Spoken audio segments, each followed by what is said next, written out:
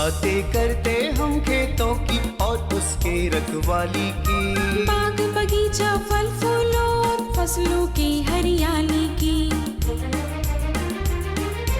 हम बीजों की बातें करते उत्तम जल संसाधन की, हम तकनीकी बातें करते फसलों के उत्पादन की। हर किसान का सपना सच हो जीवन सुखद बनाने को, गाँव-गाँव के हर आंगन का प्यारा सा ही दर्शन। कृषि दर्शन, कृषि दर्शन, कृषि दर्शन, कृषि दर्शन, कृषि दर्शन, कृषि दर्शन, कृषि दर्शन, कृषि दर्शन। किसान भाई बहन मन नमस्कार, जोहार। किसान भाई बहन मन आज भी हम रोरो मन ले नवा जानकारी लेके आही, लेकिन किसान भाई बहन मन जानकारी लेवे कर आगे चलू आगे हमरे देख लो कृषि समाचार। नमस्कार, कृषि समाचार में आपका स्वागत है। मैं हूं अर्चना। आइए देखते हैं आज कृषि समाचार में क्या है खास। किसान क्रेडिट कार्ड किसानों की आर्थिक तरक्की में है सहयोगी। सब्जियों में लगने वाले कीटों का नियंत्रण करें जैविक दवाओं द्वारा। मूंगफली के दानों को आसानी से छिलकों से अलग करता है ग्राउंडनट डिकोडिकेटर।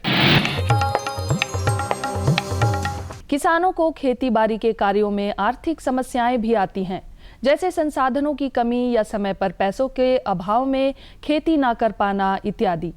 इन समस्याओं से उबारने के लिए सरकार किसान को किसान क्रेडिट कार्ड देकर बैंकों से लोन मुहैया कराती है। कृषक किसान क्रेडिट कार्ड लेकर इन समस्याओं से निजात पा सकते हैं। किसान क्रेडिट कार्ड को जल्द से जल्द राज्य के सभी किसानों को उपलब्ध कराने की योजना है। फिर भी जिन किसान भाइयों का किसान क्रेडिट कार्ड नहीं बन पा रहा है या नहीं बना है, वो इसे बनवाने के लिए आवेदन पत्र के साथ फोटो और वंशावली संबंधी प्रमाण पत्र या शपथ पत्र इत्यादि दस्तावेजों के साथ प्रखंड कृषि विभाग, नजदीकी बैंक या किसान मित्र से संपर्क कर सकते हैं। सब्जियों में फूल गोभी और बंधा गोभी अभी बहुत से किसान भाई लगा रखे होंगे। वर्तमान समय में उनमें डायमंड बैकमॉथ नामक कीट लगने की संभावना रहती है। यह कीट पिल्लू जैसा हरे रंग का होता है, जो पत्ते के हरे उत्तकों को खाता है। परिणाम स्वरूप पत्तों में धब्बे हो जाते हैं या पत्तों में छेद हो जाते हैं। यही फसल के नुकसान का कारण बनते हैं। नीम या करंज द्वारा निर्मित दवाओं का इस्तेमाल से डायमंड बैकमॉथ कीट का नियंत्रण किया जा सकता है। कीट का प्रकोप ज्यादा होने पर फिप्रोनिल नामक दवा का 5% का घोल बनाकर या केल्डान का छिड़काव करना लाभप्रद होता है। बेबी कॉर्न आजकल हमारे यहाँ लगभग सभी क्षेत्रों में लगाया जाता है। बेबी कॉर्न की फसल काफी लाभप्रद मानी जाती है। जो किसान भाई इस समय बेबी कॉर्न लगाने के इच्छुक हैं, वे इसके उन्नत प्रभेदों का चुनाव करें। बेबी कॉर्न के उन्नत प्रभेदों में बिरसा विकास मक्का 2, HM4 बेहतर माने जाते हैं। बेबी कॉर्न ये प्रभेद अच्छी मात्रा में उपज देने के लिए प्रचलित हैं। बिरसा विकास मक्का 2, HM4 ये बेबी कॉर्न के उन्नत प्रभेदों में बेहतर माने जाते हैं और कम समय में तैयार हो जाते हैं। वर्तमान समय में इनकी बुआई की जा सकती है। 1 हेक्टेयर भूमि में 8 से 10 किलोग्राम की दर से बीज पर्याप्त होते हैं। बुआई से पूर्व बीजों को उपचारित कर लेना अच्छा होता है। बुआई के उपरांत उचित कृषि कार्यों को करके 8 से 10 क्विंटल तक बेबी कॉर्न की उपज पाई जा सकती है।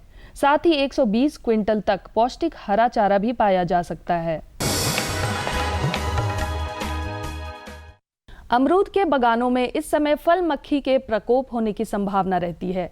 अमरूद के पक जाने की स्थिति में फल मक्खी फलों में छेद कर उसमें अंडे दे देते हैं, जिससे फसल को काफी नुकसान होता है।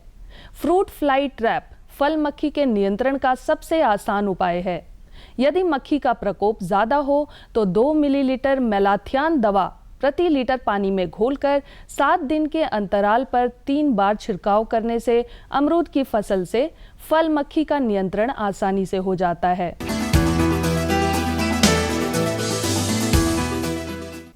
तैयार मूंगफली के दानों को हाथों द्वारा छिलकों से अलग करना मशक्कत भरा काम तो नहीं, परंतु इसमें समय काफी लगता है। इस कार्य को आसानी से और कम समय में करने के लिए कृषक ग्राउंडनट डिकोडिकेटर नामक उपकरण का इस्तेमाल कर सकते हैं। इस यंत्र को ग्राउंडनट डिकोडिकेटर कहते हैं।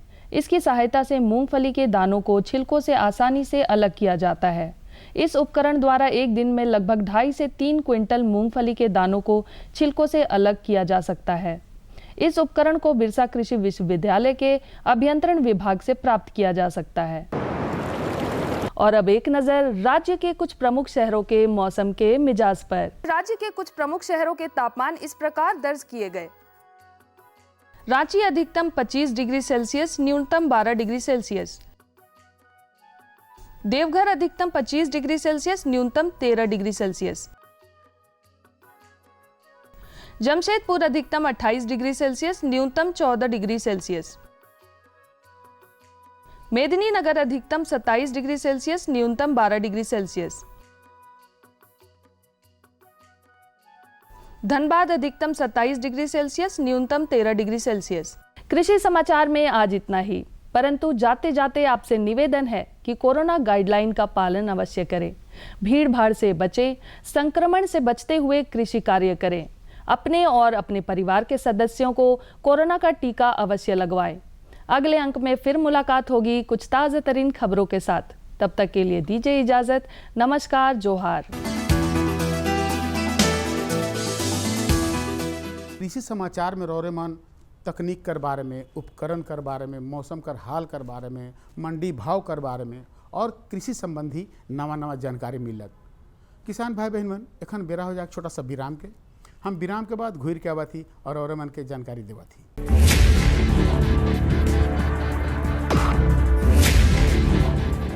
भोजन, जल और शुद्ध वातावरण हमारे जीवन का मुख्य आधार है और कृषि इसका मूल स्तंभ।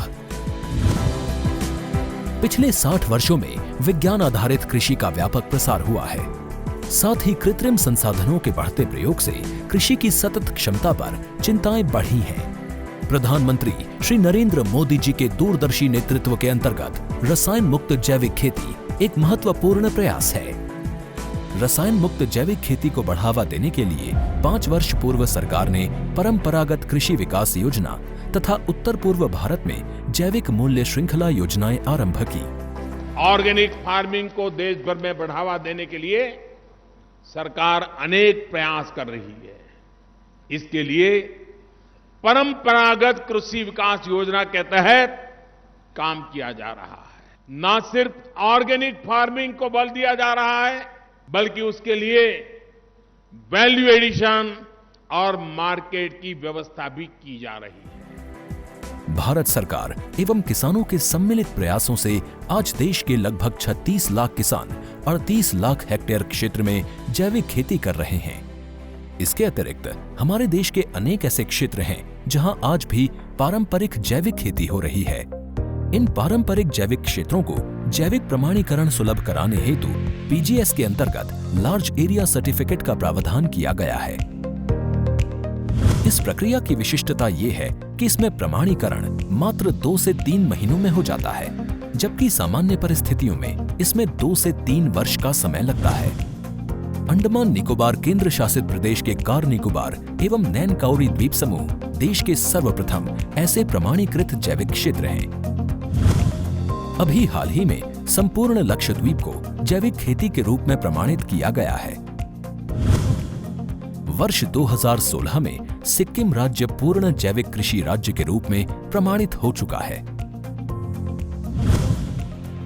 सुदूर उत्तर में हिमालय श्रृंखला के बीच स्थित लद्दाख ने भी पूर्ण जैविक के लक्ष्य की ओर बढ़ना शुरू कर दिया है। जैविक उत्पादों को बाजार सुलभ कराने तथा किसानों की उपभोक्ताओं तक पहुंच बनाने के लिए एक समर्पित जैविक खेती पोर्टल भी बनाया गया है। जैविक खेती पोर्टल के जानकारी मंच और विपणन मंच के माध्यम से किसानों को उच्च गुणवत्ता उत्पादन तथा बाजार उपलब्ध कराया जा रहा है। आशा है देश के सभी राज्य अपने जैविक क्षेत्रों का विस्तार करेंगे और देश में जैविक कृषि क्रांति को मजबूत करने में योगदान देंगे। जैविक उत्पादों की देश और विदेशों में बढ़ती मांग तथा जैविक उत्पादों का बढ़ता बाजार, किसानों की उपभोक्ताओं तक पहुंच तथा जैविक एफपीओ द्वारा जैविक कृषि व्यापार में भागीदारी हमारे किसानों को अपनी आय बढ़ाने का अवसर दे रहा है। पिछले 5 वर्षों में जैविक कृषि उत्पादों का निर्यात दोगुने से अधिक बढ़कर 7,000 करोड़ रुपए से अधिक का हो गया है और इसमें प्रतिवर्ष 20% से अधिक की वृद्धि हो रही है। उम्मीद है पारंपरिक क्षेत्र के किसान भी इस बढ़ते बाजार से लाभान्वित होंगे और जैविक कृषि आंदोलन को आगे बढ़ाएंगे। किसानों की मुस्कान समृद्ध हिंदुस्तान की है पहचान।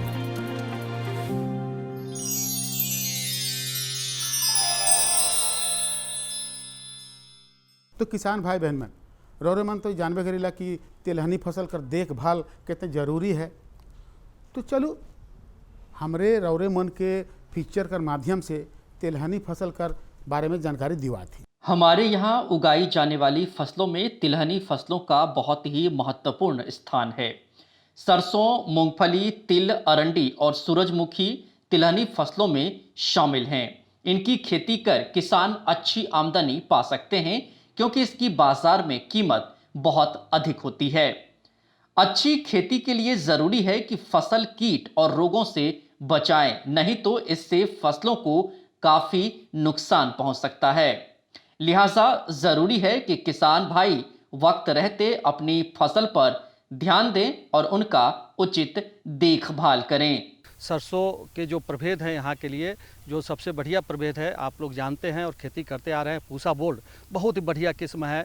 मोटे दाने होते हैं और इसका जो पौधा होता है वो काफ़ी अच्छा होता है, मोटा होता है। इसके झाड़ जो होते हैं और काफ़ी शाखाएं निकलती हैं और अच्छा उपज देता है। लेकिन इसके अलावा कई अन्य किस्में आ गई हैं, जैसे अपने यहाँ कुछ कम अवधि वाले जो किस्म हैं, जैसे 120 दिन के आसपास 125 दिन के आसपास में पूसा बोल्ड तैयार होता है। लेकिन शिवानी जो है मात्र 110 दिन में तैयार हो जाता है। तो कम अवधि वाले प्रभेद अपने यहाँ ज़्यादा चलते हैं क्योंकि उसकी उपज अच्छी मिलती है, गर्मी जो बाद में निकलती है उससे प्रभावित नहीं होता है। तो शिवानी की खेती आप लोग कर सकते हैं। वो बिरसा कृषि विश्वविद्यालय के जो अनुसंधान केंद्र है वहाँ उपलब्ध हो जाएगा या फिर कृषि विज्ञान केंद्र से ले सकते हैं। और इसके अलावा कुछ नई किस्में आई हैं जो पूसा 25, पूसा 26, पूसा 28, पूसा 30 के नाम से आ रही है और काफ़ी बढ़िया है। इसमें जो यूरेसिक एसिड है जो कि गठिया के लिए जिम्मेवार है वह इसमें बहुत ज़्यादा कम है, 20 गुना कम है, बहुत ज़्यादा कम है। तो गठिया रोगी के लिए इसका तेल जो है बहुत बढ़िया है। तो पूसा 25, पूसा 30, पूसा 26, पूसा 28 की खेती आप करते हैं तो इसका बीज आपको कृषि विज्ञान केंद्रों में उपलब्ध है, वहाँ से ले सकते हैं। और चूँकि इसकी खेती अब 15 अक्टूबर से 15 नवंबर तक की जाती है, जो समय आप लगभग निकल गया है, लेकिन फिर भी बहुत लोग गेहूँ के साथ इसकी खेती करते हैं। तो गेहूँ के साथ अगर खेती करना है तो निश्चित रूप से इन्हीं प्रभेदों का खेती करें कि आपको अच्छा उपज मिले, अच्छा उसमें तेल मिले और जो तेल हो गुणकारी हो। तो निश्चित रूप से मैं आपको यह संदेश देना चाहता हूं कि आप पूसा 30 या पूसा 26 या पूसा 25 की खेती करें। कृषि विशेषज्ञ कहते हैं कि वैसे तो तिलहनी फसलों में कई प्रकार के कीट और रोग लगते हैं, लेकिन अगर झारखंड की बात करें तो लाही सबसे ज्यादा खतरनाक है क्योंकि यह सरसों और कुसुम जैसी तिलहनी फसलों को बहुत ही अधिक नुकसान पहुंचाते हैं। जो बुआई करते हैं वो दूरी जो होता है लगभग 1 फीट लाइन से लाइन की दूरी अगर प्योर करते हैं तो, और गेहूं में करते हैं तो किसान भाई छींटा करते हैं या लाइन में लगाते हैं तो वैसे लगा सकते हैं। लेकिन अगर प्योर करते हैं तो इसमें जो बीज की मात्रा होती है प्रति हेक्टेयर 5 से 6 किलो, यानी कि प्रति एकड़ अगर देखें तो 2 से 2.5 किलो आप प्रति एकड़ डालें और डिसमिल में देखेंगे तो 20 ग्राम प्रति डिसमिल के हिसाब से आता है। तो इसकी खेती इसी हिसाब से कर सकते हैं, बुआई कर सकते हैं। साथ में जो इसमें आपको खाद डालना है बेसल जिसको बोलते हैं बुआई के समय, वो बहुत ज़रूरी होता है। पोटास जो कि आप लोग बहुत कम डालते हैं या न डालते हैं, तो 1 पाव प्रति डिसमिल के हिसाब से पोटास डालें और साथ ही साथ DAP आधा किलो डालें और साथ में 100 ग्राम या 150 ग्राम यूरिया भी डालें जो नहीं डालते हैं। तो नीचे में बुआई के समय आपको 100 से 150 ग्राम यूरिया डालना है, 1 पाव पोटास डालना है, साथ ही साथ आधा किलो DAP डालना है। और ऊपर से फिर प्रथम सिंचाई के समय आपको लगभग 300 से 350 ग्राम आपको यूरिया डालना है। अब यूरिया की जगह पर नैनो यूरिया आ गया है तो कोशिश करें कि नैनो यूरिया का छिड़काव करें और 2 से 2.5 मिलीलीटर प्रति लीटर पानी में नैनो यूरिया का छिड़काव करेंगे तो उतना ही काम करेगा जितना आपको 350 ग्राम प्रति डिसमिल आप यूरिया डालते हैं। और क्योंकि यूरिया जो है मात्र 30% ही पौधा ले पाता है, बाकी का बाकी ज़मीन में रह जाता है या उड़ जाता है या बह जाता है या ज़मीन में पानी के साथ नीचे चला जाता है। और जबकि आपका जो नैनो यूरिया है वो 80% पौधा खींच लेता है। तो आपका वातावरण भी शुद्ध रहता है और पौधों में ज़्यादा वो जब ले पाता है तो उसका मतलब फ़ायदा भी ज़्यादा होता है। वहीं तिलहनी फसलों में कई प्रकार के रोग भी लगते हैं। कृषि जानकार कहते हैं कि फसलों को रोगों से बचाने के लिए ये जरूरी है कि बीज उपचार से लेकर भूमि उपचार जरूर करना चाहिए। फसल चक्र भी रोग से फसल को बचाने में काफी कारगर साबित होते हैं। तो कीट में आपको लाही सबसे ज़्यादा प्रभावित करता है। तो लाही बहुत ही कोमल कीट होता है। इसको अगर कंट्रोल करना है तो 2 दिन 3 दिन पर प्रत्येक खेत को आप देखें जाएं, और क्योंकि एक ही बार में पूरा का पूरा खेत आक्रांत नहीं होता है, पूरे खेत में एक बार लाही नहीं आता है, पहले 2-4 पौधा में आएगा। उसी समय अगर किसी भी सिस्टेमिक इंसेक्टिसाइड का छिड़काव कर दे, जैसे डाइमेथियोएट है या फिर मेटासिस्टॉक्स है, 2 मिलीलीटर प्रति लीटर पानी में मिलाकर छिड़काव कर दें, या और बढ़िया दवाई आ गया है इमिडाक्लोप्रिड 1 मिलीलीटर दवा 2 लीटर पानी के हिसाब से मिलाकर अगर छिड़काव कर देते हैं। यहाँ तक कि आप ठंडा पानी, जो बर्फ़ वाला पानी है, उसको भी अगर छिड़काव कर देंगे तो लाही मर जाता है, इतना कोमल होता है। लेकिन अगर छोड़ देंगे तो निश्चित रूप से आपका पूरा का पूरा खेत खराब कर देगा। इसलिए देखने की ज़रूरत है। जब भी आप जाएँ तो देखें, एक आध पौधा में जब आवे तब उसी समय कीटनाशक का छिड़काव कर दें तो बहुत ज़्यादा फायदा होगा।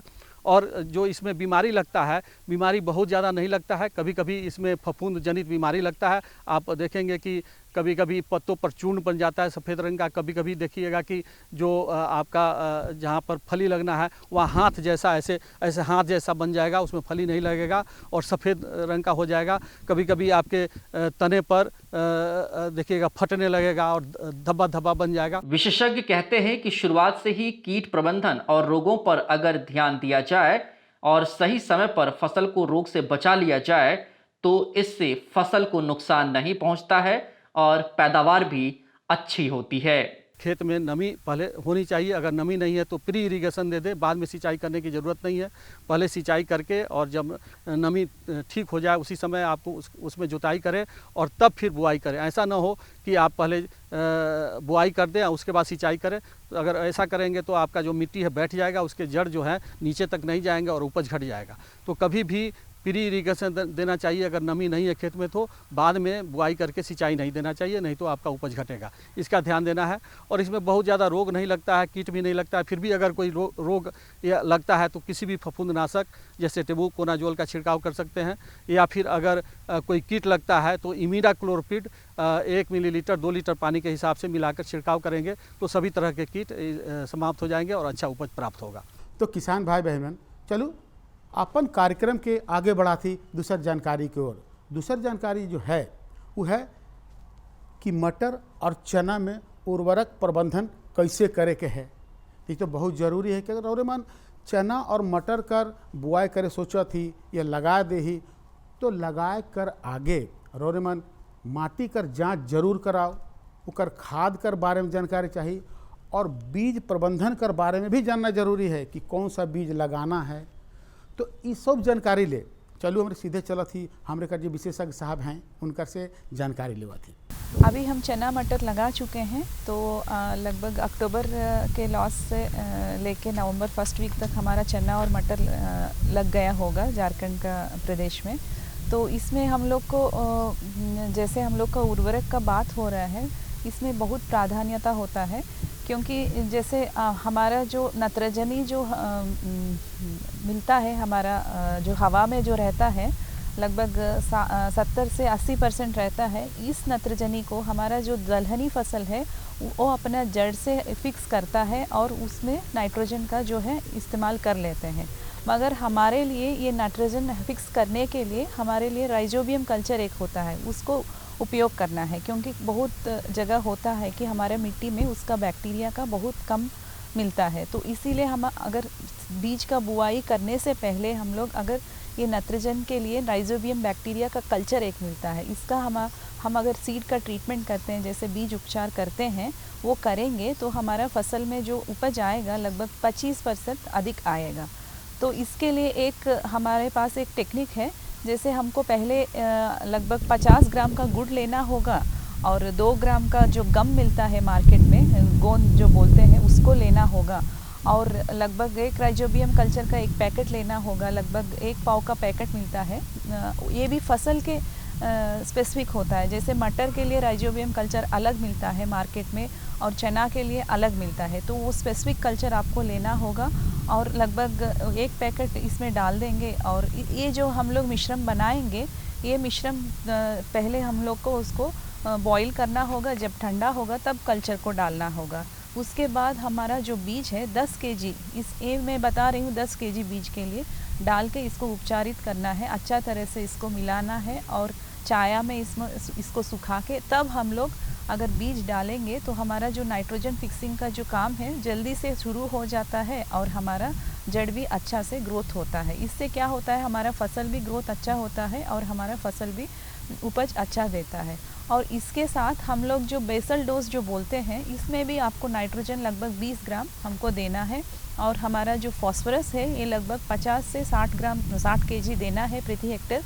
तो इसके लिए आपको डाई अमोनियम DAP जो मिलता है मार्केट में, ये लगभग 100 से 120 केजी प्रति हेक्टेयर आपको बेसल डोज में खेत का जब बुआई खेत का जब होता है, तैयारी होता है, उसी समय डालना है। इसके साथ अगर आपका जो खेत में हमारा पोटेशियम का अगर कमी है, पोटेशियम भी लगभग 20 केजी प्रति हेक्टेयर डालना है। और जो पहले हम लोग राइजोबियम जो डाले हैं उसके लिए सल्फ़र का ज़रूरत पड़ता है, तो भी सल्फ़र के लिए हम लोग लगभग 20 केजी प्रति हेक्टेयर सल्फ़र का भी हम लोग को इसमें उपयोग करना चाहिए। अगर खेत में अगर राइजोबियम कल्चर डालना नहीं हो पाया है तो अभी भी आप लोग जब अभी 1 महीना भी नहीं हुआ होगा तो 1 महीना के बाद अपने से जड़ पकड़ लेता है, राइजोबियम बैक्टीरिया बना लेता है, तो उससे पहले हम भी जड़ के पास थोड़ा राइजोबियम कल्चर अगर मिट्टी में दे पाएंगे, ये भी एक अच्छा हम लोग को उपयोग हो सकता है। हम लोग जैसे बेसल डोज में अगर हम नहीं दे पाए हैं तो अभी हम लोग हल्का सा जो मैंने बोला है पोटेशियम लगभग 20 केजी प्रति हेक्टेयर, जैसे आपका पता चल जाएगा पोटेशियम का जो डिफिशियंसी है पता चल जाएगा, उससे आपको थोड़ा पौधा का ग्रोथ भी अच्छा हो जाता है और जो क्वालिटी होता है मटर में वो पोटेशियम से हम लोग को बनता है, तो इसीलिए पोटेशियम डालना ज़रूरी रहता है। लगभग 20 केजी प्रति हेक्टेयर आप टॉप ड्रेसिंग कर सकते हैं। और इसके अलावा सल्फ़र का भी अगर करेंगे, जहाँ पे मिट्टी में सल्फ़र का कमी है उसमें अगर सल्फ़र का प्रयोग भी करेंगे तो वो भी हमारा फसल के लिए अच्छा रहता है। बिल्कुल। जहाँ तक सिंचाई की बात है तो इस समय सिंचाई वगैरह करना उपयुक्त होगा? जैसे अभी तक हम लोग का मौसम में बरसाती हुआ है, ख़त्म हुआ है, जैसे सिंचाई का हम देते हैं कि जैसे हमारा मिट्टी थोड़ा हल्का सा हार्ड हो जाता है तो उस समय सिंचाई देना लाभदायक रहेगा। तो हफ्ता में 1 बार अगर सिंचाई दे पा रहे हैं, फ्लड इरिगेशन दे रहे हैं तो वैसे देंगे, ड्रिप इरिगेशन इसमें दे रहे हैं तो और अच्छा बात है, क्योंकि ड्रिप में 1-2 दिन में आप 1 बार चला लीजिए ड्रिप, तो पानी आपको अच्छा से इसको मिल जाएगा। और जो फ्लडिंग से जो डिसीज़ आता है, रोग आता है, उससे हम लोग इसको जो प्रतिरोधी किस्म ले सकते हैं और जो फ्लडिंग से जो रोग का स्प्रेड होता है इसको हम कम कर सकते हैं, तो उसमें हमारा जर्मिनेशन अच्छा हो जाता है। और मैं जो राइजोबियम कल्चर ट्रीटमेंट बताई हूँ, अगर आप कार्बेंडिजम या थायराम भी करेंगे, ये ट्रीटमेंट करने से 2-3 दिन पहले आप ट्रीटमेंट करके फिर आपको सोइंग करना चाहिए। और इसके बाद हमारा जो बीज डालने के बाद हम लोग अगर सिंचाई पानी नहीं मिल रहा है, जैसे रेनफॉल से पानी नहीं मिल रहा है, तो फिर आपको हल्का सा सिंचाई देना पड़ेगा, तब आपको लगभग 1 हफ्ता में आपका जो जर्मिनेशन अंकुरार्पण हो जाता है। इसके बाद आप देख के जैसे हमारा मिट्टी खड़ा हो जाता है तब आपको सिंचाई देना है। लगभग 1 हफ्ता में 1 बार आपको सिंचाई देने से बिल्कुल अच्छा हो जाता है। जी, एक चीज़ और मैं जानना चाहूँगा, क्योंकि मटर तो फैलने वाला वो पौधा है, तो उसके सहयोग मतलब सपोर्ट के लिए भी कुछ देना आवश्यक होगा? मटर में सपोर्ट देने का ज़रूरत नहीं है। जैसे हम लोग अगर मल्च डाल रहे हैं, जो भी फैलेगा मल्च के ऊपर फैलेगा, ये अच्छा आपका जो क्वालिटी होगा, जो मटर का क्वालिटी होगा, हम लोग इसमें बना के रख सकते हैं। जैसे मिट्टी में टच करेगा थोड़ा इसका जो क्वालिटी का है वो ख़राब हो जाएगा, तो इसीलिए अगर मल्च डालेंगे तो सबसे अच्छा है। चना के लिए भी आप मल्च डालेंगे तो उपज भी आपको लगभग 25% इसमें बढ़ावा आता है। अच्छा, मल्च डालने से पहले क्या खाद वगैरह डाल देना आवश्यक होगा? क्योंकि मल्चिंग के बाद फिर खाद अगर ऊपर से डालेंगे तो क्या उस पर तो पहुँच पाएंगे नहीं? हाँ, सही बोले हैं। जैसे मल्च डालने के बाद अगर आप बेसल डोज तो सब किसान डालते हैं, अगर बेसल डोज नहीं डाल रहे हैं, जैसे नाइट्रोजन इसमें एक ही बार डालना है, क्योंकि मैंने पहले बताया है ये दलहनी फसल है, इसके बार बार नत्रजनी का आवश्यक नहीं रहता है। बाद में हमको डालना है जो हमारा जो फॉस्फोरस भी हमारा बेसल डोज में चला जाता है, तो मल्च डालने से पहले ये दोनों डाल देंगे। और उसके बाद अगर पोटेशियम और सल्फ़र देना है तो जैसे हमारा जो पौधा है उस जगह पे दे सकते हैं। अगर आप ड्रिप लगाए हैं तो ड्रिप के अंदर से भी आप पानी में जो गुलावा जो फर्टिलाइज़र मिलता है उसमें आप मिला के, पानी में मिला के आप ड्रिप के द्वारा भी आप पहुंचा सकते हैं। तो बताओ ये दुइयो जानकारी रोरे कैसे लागलक भाई? बेस जानकारी है नहीं से कहिला रोरे मन के कि अगर रोरे ठिन कोई जानकारी है तो हरे मन के देव जरूर काले कि उस जानकारी के हम दूरदर्शन कर माध्यम से गांव टोला मोहल्ला शहर में देवब और उकर से किसान मानकर फायदा होगी। तो कहे कर मतलब है कि एगो और जानकारी कि बहुत किसान भाई बहन मन कहे ना कि देखो और कार्यक्रम जो है छूट गलक, हम देखे नहीं पारली तो हमके नुकसान हो गलक। तो नुकसान नहीं हुई, रौरे मन अपन मोबाइल कर यूट्यूब में फेसबुक में जाके देख सकीला और जानकारी के पा सकीला। और इजाज़त लेवे कर आगे पता लिखवा देवा थी, पता के लिखू। पता है कार्यक्रम कृषि दर्शन द्वारा केंद्र निदेशक दूरदर्शन केंद्र रातू रोड रांची, और पिन कोड संख्या जरूर लिखब किसान भाई बहन मन। पिन कोड संख्या है 834001। तो आज इजाज़त दो मकील एहे दिना और एहे बेरा नवा जानकारी के साथ और उपस्थित हुआ। तब तक इजाज़त दो, नमस्कार, जोहार। हम बीजों की बातें करते उत्तम जल संसाधन की, हम तकनीकी बातें करते फसलों के उत्पादन की। हर किसान का सपना सच हो जीवन सुखद बनाने को, गाँव-गाँव के हर आंगन का प्यारा सा ये दर्शन। कृषि दर्शन, कृषि दर्शन, कृषि दर्शन, कृषि दर्शन, कृषि दर्शन, कृषि दर्शन, कृषि दर्शन, कृषि दर्शन।